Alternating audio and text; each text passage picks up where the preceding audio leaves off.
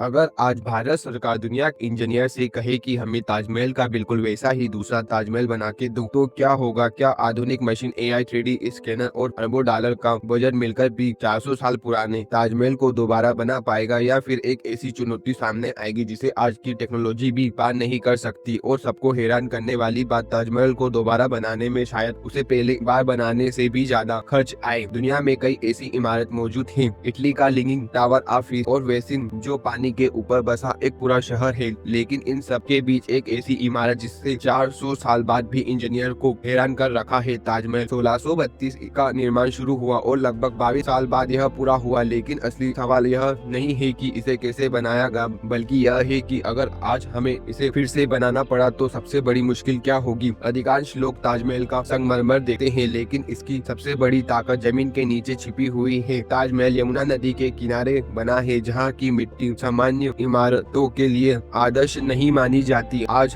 अगर किसी engineer company से कहा जाए कि इस जगह इतना भारी स्मारक बनाएं, तो सबसे पहले महीनों तक मिट्टी की जांच होगी, फिर सैकड़ों गहरे पाइप जमीन के अंदर डाले जाएंगे, उनके बाद विशाल कंक्रीट की नींव तैयार होगी और तब असली निर्माण शुरू होगा। यानी सिर्फ जमीन तैयार करने में ही करोड़ों नहीं हजारों रुपए खर्च हो सकते हैं, और इसमें अभी ताजमहल का एक भी सफेद पत्थर नहीं लगेगा। लेकिन यह तो सिर्फ शुरुआत है। ताजमहल का सबसे बड़ा आकर्षण है उसका चमकदार सफेद मकराना संगमरमर। 400 साल पहले इसे राजस्थान से आगरा तक पहुंचाने के लिए हाथियों का विशाल नेटवर्क बनाया गया था। आज हाथी की जगह ट्रक होंगे, क्रेन होगी और आधुनिक मशीन भी। लेकिन असली समस्या ट्रांसपोर्ट नहीं है, समस्या है उस गुणवत्ता का संगमरमर। इतनी बड़ी मात्रा में एक जैसा रंग, बनावट और गुणवत्ता वाला पत्थर जुटाना आज पहले से कहीं कठिन है। हर पत्थर को काटना, तराशना, पॉलिश करना और फिर बिल्कुल सही जगह फिट करना, यह अपने आप वर्षों का काम है। यानी आधुनिक मशीन समय बचा सकती है, लेकिन प्रकृति करोड़ों साल में बने उस पत्थर को तेजी से नहीं बना सकती। और यहीं से ताजमहल को दोबारा बनाना सिर्फ महंगा नहीं बल्कि बेहद कठिन बन जाता है। लेकिन अभी सबसे बड़ी चुनौती बाकी है, एक ऐसा काम जो आज भी दुनिया की सबसे आधुनिक मशीन पूरी तरह इंसानों तरह नहीं कर सकती, और वही ताजमहल की असली पहचान है। क्योंकि ताजमहल की सबसे अनमोल चीज उस संगमरमर नहीं, उस पर किए गए इंसानी हुनर है। जरा ताजमहल की दीवारों को ध्यान से देखिए, जो रंग बिरंगे फूल और बेल दिखाई देती है वह पेंट नहीं है, उन्हें संगमरमर के अंदर कीमती पत्थर को काटकर फिट किया गया है। कला को प्राचीन कारीगरी कहा जाता है। हर फूल, पत्ती और हर डिजाइन को हाथों से तैयार तराशा गया। जहां हमारे पास laser machine, CNC cutting machine, 3D scanning, लेकिन फिर भी हर पत्थर की प्राकृतिक बनावट अलग होती है और पहचान उसे सही जगह बैठाना और जोड़ को लगभग अदृश्य बना देना आज भी एक अनुभवी कारीगर ही सबसे बेहतर तरीके से कर सकता है। यही कारण है कि ताजमहल जैसी फिनिशिंग दोबारा हासिल करना बेहद मुश्किल माना जाता है। जरा ताजमहल चारों मीनारों पर ध्यान दीजिए। पहली नजर में बिल्कुल सीधी दिखाई देती है, लेकिन वास्तव में उनमें हल्का सा बाहरी झुकाव है। विशेषज्ञ के अनुसार यह डिजाइन सुरक्षा और संतुलन दोनों के लिए महत्व था। मुख्य प्रवेश द्वार से ताजमहल आकार भी अलग महसूस होता है। जैसे जैसे आप आगे बढ़ते हैं, आपकी आंखों का परिप्रेक्ष्य बदलता है और पूरी इमारत का अनुभव भी बदल जाता है। यानी यह सिर्फ एक